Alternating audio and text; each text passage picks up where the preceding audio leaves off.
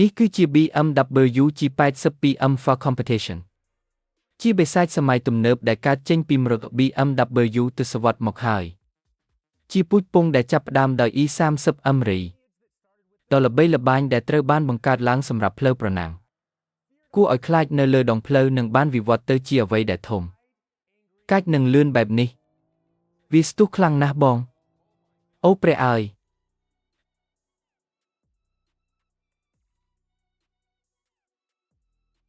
មានប្រព័ន្ធបំពង់ស៊ីម៉ាំង AWE Tuning Cat បាទប្រព័ន្ធត្រជាក់ថ្មីហ្វ្រាំងដែលបានដំឡើងភ្លើង Carbon Fiber ពី Keys Motorsports កង់ Forge ថ្មីនិងសម្បកកង់រួមនឹងរបស់ជាច្រើនទៀតពី Throttle ហើយខ្ញុំមិនជឿថាខ្ញុំកំពុងនិយាយរឿងនេះទេប៉ុន្តែ MF នេះរួមជាមួយទឹកប្រាក់$20 ម៉ឺននឹងត្រូវប្រគល់ជូនម្នាក់ក្នុងចំណោមអ្នកទាំងអស់គ្នាហើយឥឡូវនេះសម្រាប់សប្តាហ៍សម្ពោធយើងកំពុងផ្ដល់ឱកាស5ដងដូច្នេះរាល់$1ដែលអ្នកចំណាយអ្នកនឹងទទួលបានឱកាស5ដងដើម្បីឈ្នះរថយន្តនិងសាច់ប្រាក់ហើយយើងថែមទាំងបានបញ្ចេញទំនិញថ្មីជាច្រើនដែលតាក់ទងនឹង MF និង BMW G នៅលើគេហទំព័រយើងមានអាវធំមានមុខថ្មីអាវយឺតថ្មីជាច្រើនយើងមានអាវធំប៉ាក់យើងមានមុខថ្មីនិងរបស់ច្រើនទៀតហើយអ្វីគ្រប់យ៉ាងមាននៅលើ Throttle ឥឡូវនេះដូច្នេះសូមចូលទៅកាន់គេហទំព័រផ្អាកវីដេអូសិនទៅទិញរបស់ខ្លះរួចឥឡូវនេះសូមត្រឡប់មកវិញនេះមិនមែនជាវគ្គដំឡើងរថយន្តធម្មតាទេមិនមានការជួបគ្នានៅសប្តាហ៍ក្រោយឡើយនៅពេលវគ្គនេះចប់MFនេះនឹងត្រូវបានកើតជាថ្មីទាំងស្រុងនេះគឺជាសមត្ថភាព BMW G ក្នុងល្បឿនលឿនយើងចាប់ផ្ដើមការដំឡើង MFACOM ជាមួយនឹងឈុតឬសោ SP Series Coilover របស់ BC Racing នេះគឺជាផលិតផលថ្មីសម្រាប់បូមដើមមានន័យថាយើងអាចរក្សានៅប្រព័ន្ធបញ្ជាការបន្ធូរបន្ថយភាពរំញ័រដើមនៅលើរថយន្តហើយលក្ខណៈពិសេសដ៏អស្ចារ្យមួយទៀតគឺយើងមានផ្លាកកែតម្រូវ Camber នៅផ្នែកខាងលើដូច្នេះពេលយើងទម្លាក់រថយន្តឲ្យទាបយើងអាចកែតម្រូវឲ្យត្រូវគ្នាមើលនេះខ្ញុំមានឧបករណ៍សម្ងាត់ពី Keys Motorsports វាជួយខ្ញុំក្នុងការដោះប៊ូឡុងកង់ដោយមិនធ្វើឲ្យកង់ធ្លាក់ចេញ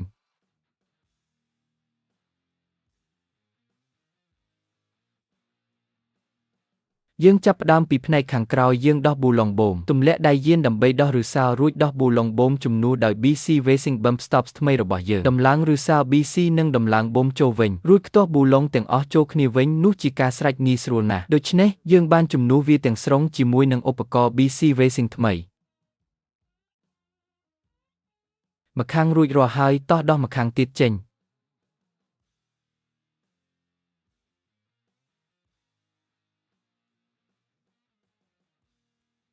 រួចបន្តទៅមុខទៀតឃើញទេនេះជារបៀបដោះបូមខាងក្រោយដោយមិនដោះកៅអីក្រោយចេញនេះជារបៀបធ្វើ Nissan បើអ្នកចង់ដឹងកញ្ចប់ BC Racing មាន Bump Stops ថ្មីសម្រាប់ផ្នែកខាងក្រោយព្រោះយើងទម្លាក់រថយន្តឲ្យទាបការធ្វើចលនារបស់បូមនឹងខ្លីជាងមុនតែទាមទារ Bump Stop ខ្លីជាងមុនគឺជាអ្នកលក់រីផលិតផល BC ដ៏ធំបំផុតមួយដូច្នេះបើអ្នកកំពុងស្វែងរក Coilover សូមមើលដំភ្ជាប់ក្នុងប្រអប់ព័ត៌មានអ្នកនឹងមានឱកាសឈ្នះរថយន្តនិងប្រាក់$20,000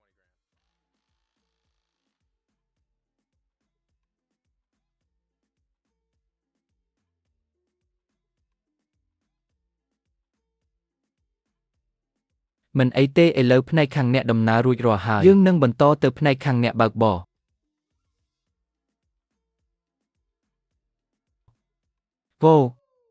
ផ្នែកខាងក្រោយរួចរាល់ហើយតោះបន្តទៅផ្នែកខាងមុខវិញការដំឡើងផ្នែកខាងមុខគឺស្មុគស្មាញជាងព្រោះវាជារចនាបថ McPherson Strut មានន័យថាបូមគឺជាអ្នកកាន់ spindle ឲ្យត្រង់យើងត្រូវប្រយ័ត្នកុំឲ្យរបូតដងរេដោយអចេតនានៅពេលដោះបូមចេញ spindle នឹងព្យាយាមធ្លាក់ចេញដូច្នេះយើងប្រើឧបករណ៍យោងដើម្បីទប់ទម្ងន់ហ្វ្រាំងនៅពេលយើងដោះឬសោចេញ Strut ដើមខាងមុខ G82 ទាំងពីរឥឡូវនេះជាមួយនឹងកញ្ចប់ BC Racing យើងមានកន្លែងទ្រឬសោថ្មី Bump Stops ថ្មីឬសោនិងមួកបូមខាងលើដូច្នេះតោះបដូរវារួចរាល់ហើយតោះដាក់វាចូលក្នុងរថយន្តវិញខ្វែងធ្វើបានយ៉ាងល្អក្នុងការដោះនិងដំឡើងផ្នែកខាងមុខ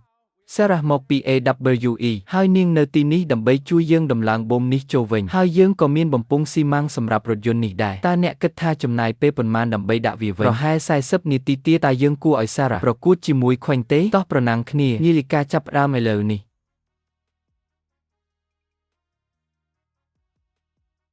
អូខ្វែងធ្វើបានហើយខ្ញុំស្មានតែអញ្ចឹងអូមិនទាន់ទេប្រហែលជានោះរួចហើយបងគឺមកពីឧដ40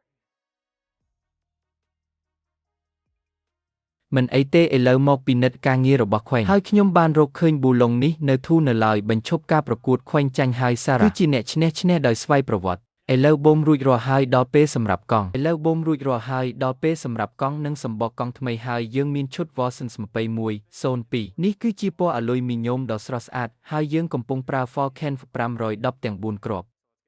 មើលអ្វីដែលខ្ញុំមានខ្វែងគម្របកណ្ដាលថ្មីដ៏អស្ចារ្យខ្ញុំគិតថាពណ៌ក្រហមនឹងមើលទៅលេចធ្លោជាមួយនឹងដង្កាប់ហ្វ្រាំងដើមពណ៌ក្រហម Watsons ក៏បានផ្ដល់ប៊ូឡុងកង់មកជាមួយដែរមិនអីទេដាក់ដល់ដេកលើកដំបូងយើងនឹងឃើញលទ្ធផលអូខាងក្រោយទៀបណាស់វាត្រូវគ្នាហើយអូខាងមុខអូហេវាមិនអាក្រក់តតែសោះលើកដំបូងសោះខ្វែងធ្វើបានល្អណាស់យីមើលទៅអស្ចារ្យណាស់ខ្ញុំចូលចិត្តពណ៌ brush លើសពីនេះវានឹងរឹតបន្តឹងបន្តិចទៀតដែរដូច្នេះកុំបារម្ភអំពីរឿងកម្ពស់យើងនៅតែមានការកែតម្រូវខ្លះទៀតហើយយើងក៏ត្រូវរៀបចំចង្កូតដែរ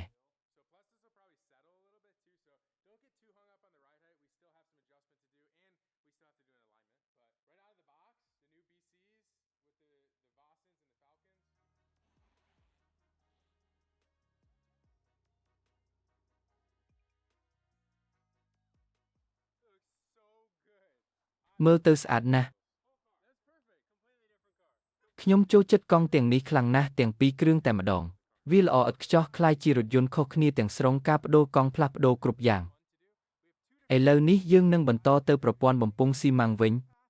យើងមានបំពង់ស៊ីម៉ាំង2ដើម្បីសាកល្បងពី AWE Tuning មានប្រព័ន្ធ Switch Path Catback និងប្រព័ន្ធ Track យើងនឹងសាកសំឡេងដើមសិន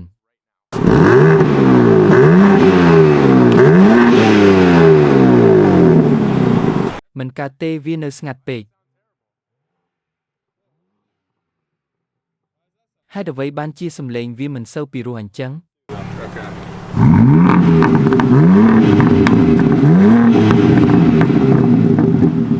ហេតុអ្វីបានជាសំឡេងនោះខុសគ្នានោះគឺម៉ូដ2មិនអីទេសាកល្បងម៉ូដ M2 មើលយល់ព្រមគ្រាន់បើជាងមុនបន្តិចប៉ុន្តែនៅតែស្ងាត់ដដែលចាំមើលចុះ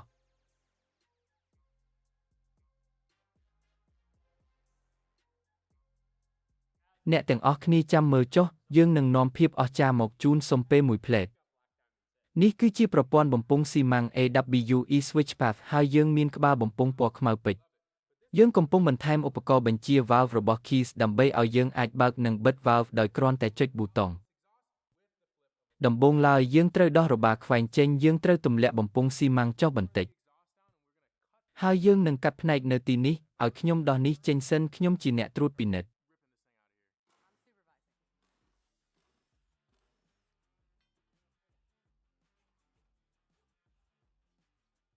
ឥឡូវយើងនឹងកាត់វាតាមរង្វាស់មីលីម៉ែត្រដែលយើងបានចំណាំទុកកុំឲ្យប៉ះរបាំងទប់កម្ដៅណាខ្វែងបងមិនជឿជាក់លើខ្ញុំសោះតោះបងគ្មានជំនឿចិត្តសោះ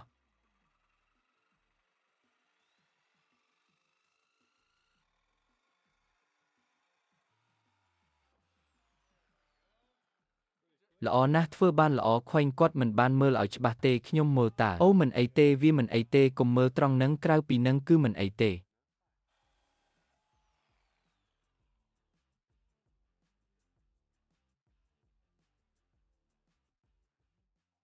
ងាយស្រួលដូចបកចេកគ្រឿងដំបូងនៃប្រព័ន្ធបំពង់ស៊ីម៉ាំង L របស់យើងដែលត្រូវដាក់ចូលគឺ Mid Pipe Stock ដាក់វាចូល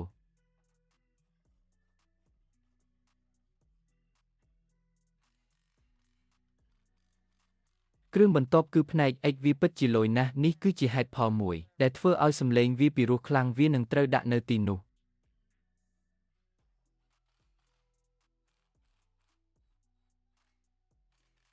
X pipe ដាក់រួចរាល់ហើយយើងមានបំពង់ពីរទៀតដែលត្រូវដាក់មុននឹងឈានដល់វគ្គសំខាន់គឺបំពង់ track ឬ switch path របស់យើងខ្ញុំគិតថាយើងដាក់បំពង់ track មុនគេ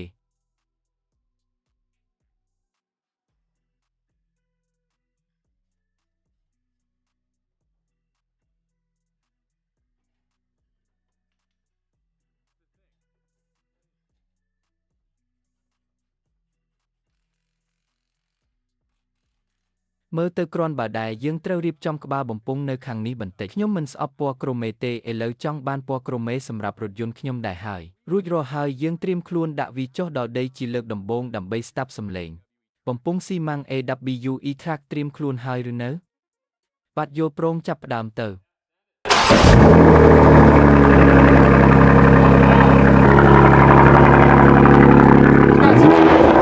volume to it.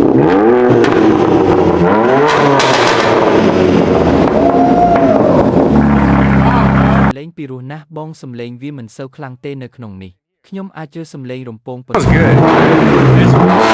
good. នោះប្រហែលជាខ្លាំងបន្តិចហើយនៅខាងក្រោយគឺខ្លាំងណាស់អ្នកអាចរក្សាទុកផ្នែក resonator ដើម្បីកាត់បន្ថយសំឡេងសោកនេះ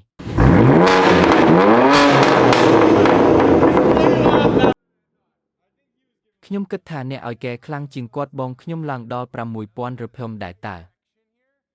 ឥឡូវនេះយើងត្រូវដាក់ switch path ជាមួយឧបករណ៍បញ្ជា valve ដើម្បីមើលថាតើយើងចូលចិត្តមួយណាហើយនេះហើយជាបំពង់ track វាមិនមានធុងបន្ធូរសំឡេងទេវាត្រូវបានបង្កើតមកឲ្យសំឡេងខ្លាំងបែបនេះអ្នកក៏ចំណេញទម្ងន់បានច្រើនបំផុតដែរតោះដាក់ switch path ចូលវិញ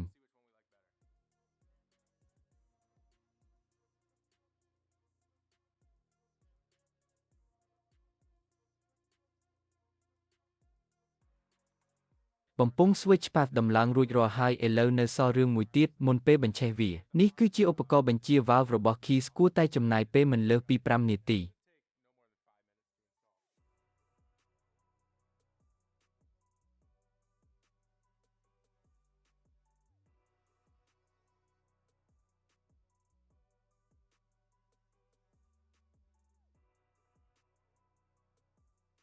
4នាទីទេបងរួចរាល់ហើយគ្រប់យ៉ាងត្រូវបានលាក់ទុកយ៉ាងស្អាតខ្ញុំថែមទាំងបានដោះបន្ទះខ្លះចេញហើយដាក់វានៅពីក្រោមនោះវាងាយស្រួលណាស់តោះបញ្ឆេះវាទៅ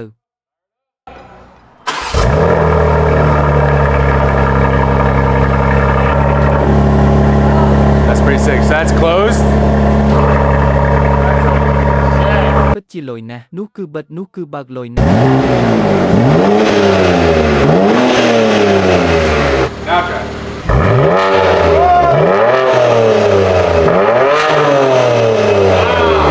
Yo, that sounds. ឥឡូវសាកមើលវ៉ូអូសំឡេងនោះពីរោះជាងមុនឆ្ងាយណាស់វាមានសំឡេងធ្ងន់ជាងមុនមិនសូវស្អុកខ្លាំងទេវាពិតជាពីរោះខ្លាំងណាស់ប៉ុន្តែយើងត្រូវយកវាទៅខាងក្រៅដើម្បីស្ដាប់ឲ្យកាន់តែច្បាស់របៀបស្ងាត់ចាប់ផ្ដើមកាលពីមុនអ្នកមិនអាចជឿសំឡេងបំពង់ដើមតតែសោះទោះបីជាបិទ valve ក៏ដោយក៏វានៅតែមានសំឡេងខ្លាំងគួរសមយើងនឹងយកវាទៅខាងក្រៅហើយស្ដាប់មើល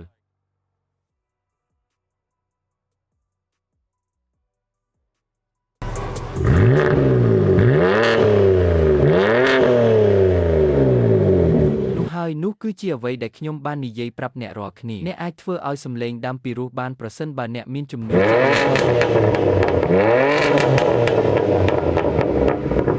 សំឡេងពីរោះខ្លាំងណាស់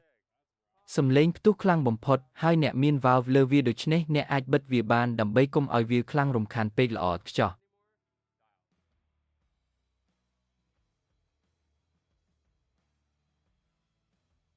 បន្ទាប់មកយើងនឹងរៀបចំផ្នែកខាងមុខមានជ័រផ្លាស្ទិកច្រើនណាស់នៅលើកាំងខាងមុខទោះបីជាវាស្អាតចេញពីរោងចក្រក៏ដោយប៉ុន្តែវាមិនគ្រប់គ្រាន់ទេរួមទាំងប៉ាណានេះផង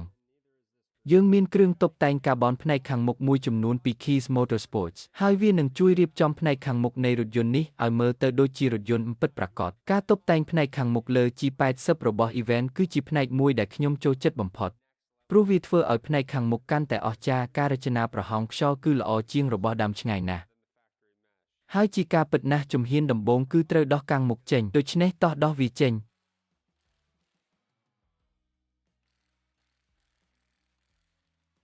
អ្នកគឺជាអ្នកជំនាញខាងបំពង់ស៊ីម៉ាំងចាំមើលថាតើអ្នកជំនាញខាងកាំងមុខកម្រិតណាចាំមើលសិនប្រហែលជាមិនសូវខ្លាំងទេ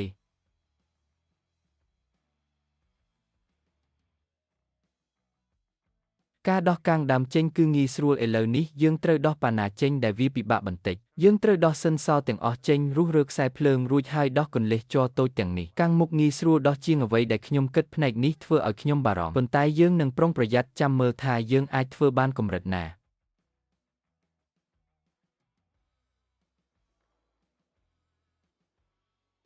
យើងធ្វើបានហើយវាងាយស្រួលណាស់មិនអីទេយើងបានដោះគម្របជ័រខាងក្នុងរួចរាល់អស់ហើយឥឡូវនេះអ្វីដែលយើងត្រូវធ្វើគឺដោះប៉ាណានិងសំណាញ់ចេញ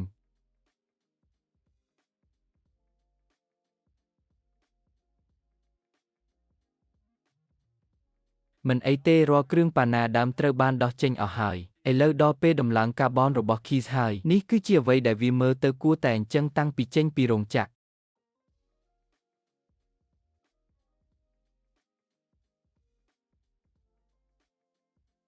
នោះហើយជាអ្វីដែលខ្ញុំចង់និយាយរាល់គ្រឿងប៉ាណាត្រូវបានដំឡើងយ៉ាងលឿននិងងាយស្រួលបំផុតអ្វីដែលយើងត្រូវធ្វើគឺជំនួសគម្របជ្រុងតូចទាំងនេះរួចហើយយើងជាការស្រេច Carbon fiber របស់ Keys ត្រូវបានដាក់ក្នុងកាំងមុខរួចរាល់ហើយឥឡូវនេះយើងរៀបចំកាមេរ៉ានិងខ្សែភ្លើងមុននឹងបង្ហាញកាំងមុខដល់អ្នករាល់គ្នា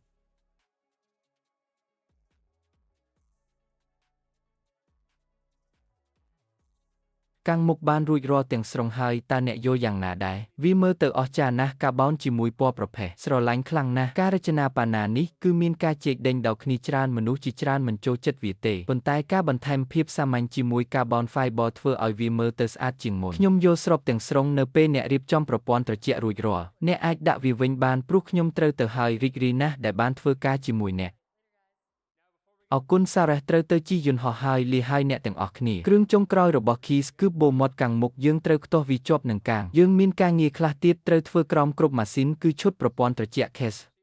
ទី1គឺជាឧបករណ៍ផ្លាស់ប្ដូរកម្ដៅសម្រាប់ Turbo និងឧបករណ៍បញ្ចុះកម្ដៅប្រេងម៉ាស៊ីនប្រសិនបើអ្នកឈ្នះរថយន្តនេះចង់យកវាទៅផ្លូវប្រណាំងវានឹងត្រូវបានរៀបចំរួចរាល់ជាស្រេចតោះដោះប្រព័ន្ធត្រជាក់ដើមចេញហើយដាក់ប្រព័ន្ធត្រជាក់ Case ចូល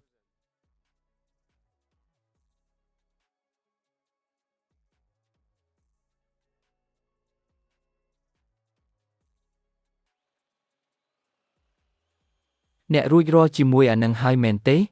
បាទរួចរាល់ហើយអូព្រះអើយបងមើលចុះបើនឹងចុះហេ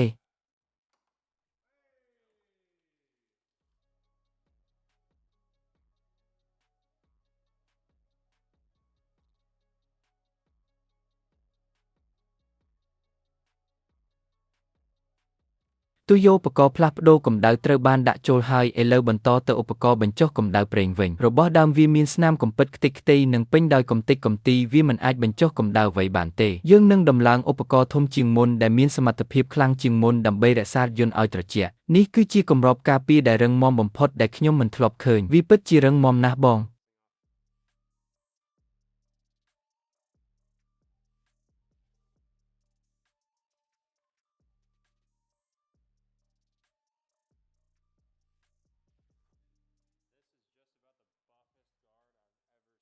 ពិតជាមិនគួរឲ្យជឿ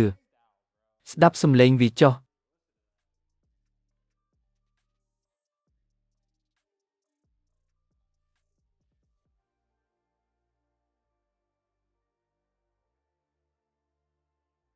គ្រប់យ៉ាងនៅផ្នែកខាងក្រោមត្រូវបានរៀបចំរួចរាល់អស់ហើយឥឡូវដល់ពេលដាក់រថយន្តចុះដើម្បីឲ្យយើងបញ្ចប់ការងារផ្នែកខាងលើហើយប្រព័ន្ធត្រជាក់ Case នឹងត្រូវបានបញ្ចប់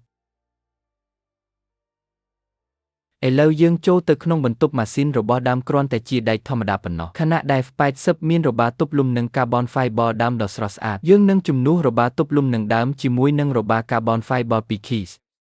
យើងមានគ្រឿងបង្គុំគ្រប់យ៉ាងព្រមទាំងឈុតតុបតែង Downstar ដ៏ស្រស់ស្អាតវានឹងជំនួសរាល់គ្រាប់ប៊ូឡុងដែលអ្នកអាចមើលឃើញនៅក្នុងបន្ទប់ម៉ាស៊ីនពួកវាបំពេញតួនាទីបានល្អប៉ុន្តែវាមិនសូវស្អាតទេដូច្នេះយើងនឹងបដូរវាចេញតោះចាប់ផ្ដើម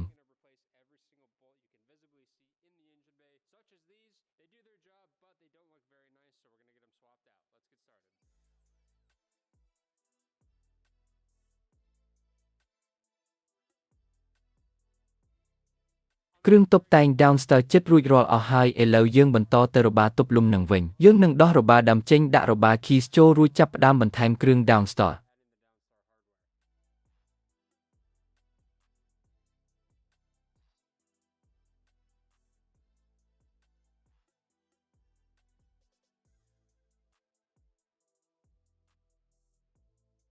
អូកាបូនមើលទៅលយខ្លាំងណាស់ស្អាតជាងរបស់ដើមឆ្ងាយណាស់តោះដាក់គ្រឿងដែលនៅសល់ចូលឲ្យអស់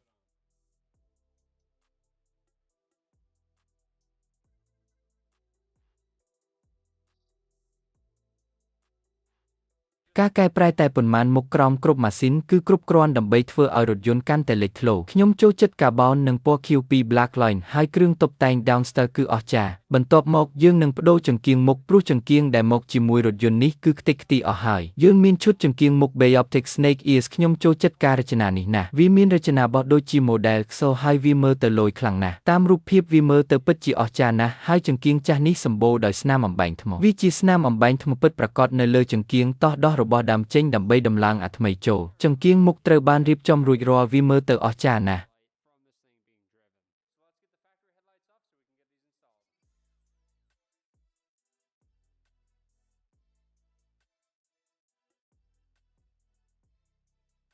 ឥឡូវនេះជាការពិតណាស់យើងក៏មិនទុកឲ្យស្តុបក្រោយនៅដែរយើងមានឈុតស្តុបក្រោយ Bayoptics Laser ខ្ញុំចូលចិត្តពណ៌ស្រអាប់ដើមរបស់វាប៉ុន្តែដើម្បីឲ្យវាលេចធ្លោយើងនឹងជ្រើសរើសស្តុប Laser LED វិញបន្ទាប់មកសម្រាប់9យើងនឹងបដូរថាសហ្វ្រាំងនិងស្បែកហ្វ្រាំងដើមខាងមុខជំនួសវិញដោយឈុតថ្មី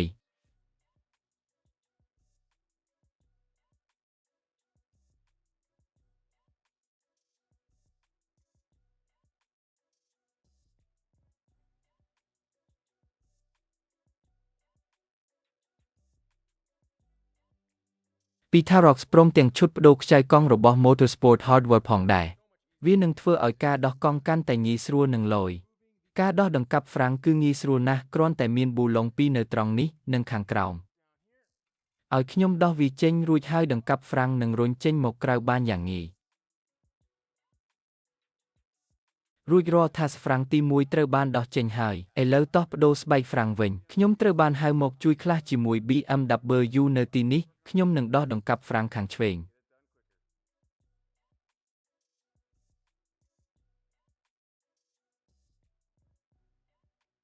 ខណៈពេលដែល event កំពុងធ្វើការនៅខាងស្ដាំដើម្បីឲ្យយើងអាចធ្វើវាបានយ៉ាងលឿនស្បែកហ្វ្រាំងដើមត្រូវបានដោះចេញហើយដល់ពេលដាក់ស្បែកហ្វ្រាំងរបស់ Tarox ចូលហើយ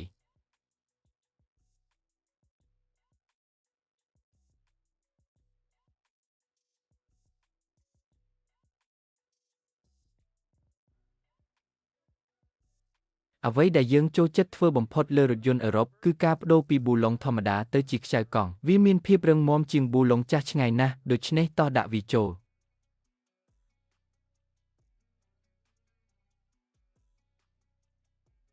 មានការប្រើទឹកកកស្ងួតបាញ់សម្អាតនៅខាងក្រោយសម្រាប់គម្រោងសម្ងាត់មេគីបន្តទៅផ្នែកខាងក្រោយដំណើរការដូចផ្នែកខាងមុខដែរគឺប្រើកាវ Loctite ដំឡើងវាចូលនិងរឹតឲ្យណែន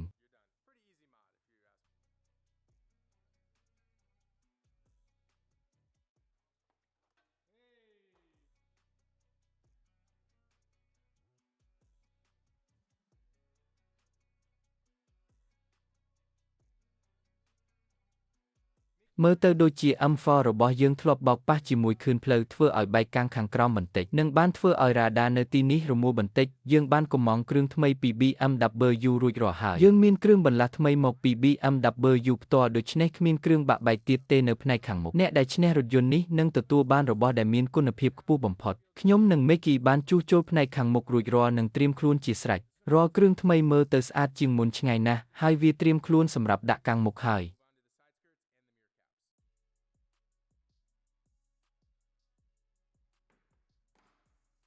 ឥឡូវនេះខ្ញុំនឹងបន្តទៅគ្រឿង Carbon Fiber របស់ Keys Motorsports ខ្លះទៀតខ្ញុំនឹងចាប់ផ្ដើមពីខាងក្រោយរួចដាក់កង់ចូលនិងដាក់រថយន្តចុះដើម្បីដំឡើងឈ្នាន់ចំហៀងដោះរបស់ចាស់ចេញសម្រាប់ការងារ5នាទីវាពិតជាមើលទៅអស្ចារ្យណាស់ជាការកែប្រែដ៏ធំធេងបើធៀបនឹងខាងក្រោយដើមបន្តទៅគម្របកញ្ចក់ Carbon Fiber វិញការដោះគម្របដើមចេញអាចធ្វើឲ្យយើងភ័យបន្តិចខ្ញុំត្រូវដោះកញ្ចក់ចេញដែលវាធ្វើឲ្យខ្ញុំបារម្ភព្រោះខ្ញុំធ្លាប់ធ្វើឲ្យបែកខ្លះដែលលើ model E90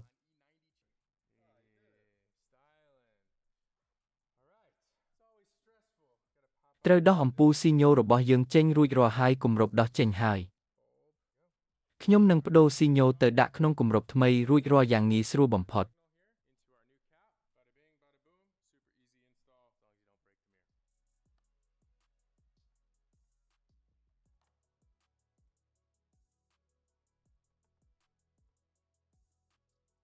វ៉ូរួចរាល់ហើយ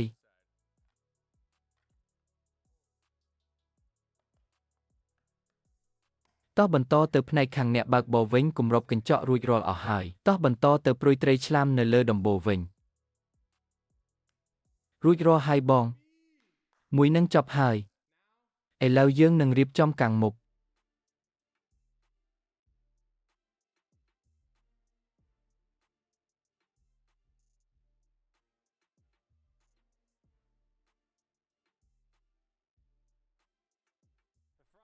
ផ្នែកខាងមុខនៃ M4 បានរួចរាល់ហើយកាបូនជាមួយពណ៌ប្រផេះស្រឡាញ់ខ្លាំងណាស់គ្រឿងចុងក្រោយគឺឈ្នាន់ចំហៀង Carbon Fiber របស់ Keys Motorsports តោះដោះរបស់ដើមចេញ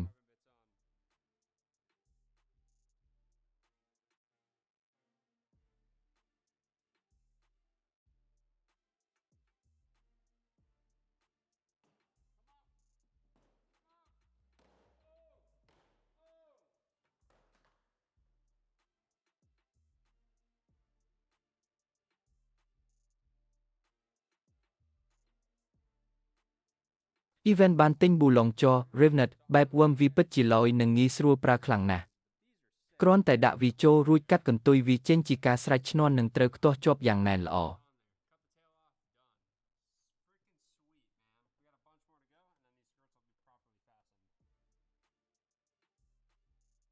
មិនអីទេ G82 M4 ចិត្តរួចរាល់ទាំងស្រុងហើយតោះដាក់វាចុះដល់ដី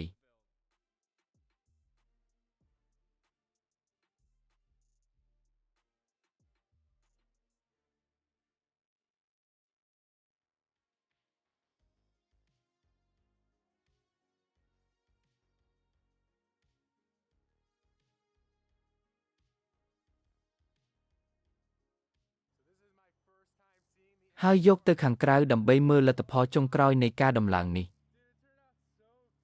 បងវាចេញមកស្អាតខ្លាំងណាស់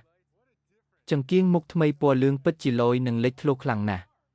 គ្រឿង Carbon Fiber ប៉ាណាមុខនិងកង់ Vorsen ធ្វើឲ្យវាមើលទៅអស្ចារ្យបំផុតកម្ពស់រថយន្តក៏យើងធ្វើបានល្អដែរគឺមានកម្ពស់ល្មមអាចបើកបរលើផ្លូវបានប៉ុន្តែវាមើលទៅកាច់ខ្លាំងណាស់ជារថយន្តប្រើប្រាស់ប្រចាំថ្ងៃដ៏ល្អឥតខ្ចោះឥឡូវខ្ញុំនឹងខ្វែងនឹងយកវាទៅបើកសាកល្បងជាលើកដំបូងដើម្បីប្រាកដថាគ្រប់យ៉ាងរៀបចំបានត្រឹមត្រូវនិងមិនមានបញ្ហាកង់កើតឡើយMC ជំនាន់នេះគេបដូរពី diesel មកជាលេខអូតូ8វ៉ាក់វិញហើយវាពិតជាល្អខ្លាំងណាស់បើគិតពីការបើកបរប្រចាំថ្ងៃនិងល្បឿនអ្នកពិតជាមិនអាចរកអ្វីមកប្រៀបបានឡើយបងដឹងទេយើងអាចបើកនិងបិទ valve បានបងសំឡេងវាទេវាបើកហើយប៉ុន្តែវាមិនខ្លាំងរំខានពេកទេIt's not overly loud. Oh my god. Damn. Holy. This thing hauls. This វា thing ស្ទុះលឿនខ្លាំងណាស់បងមិនគួរឲ្យជឿថាវាលឿនដល់ថ្នាក់នេះសោះ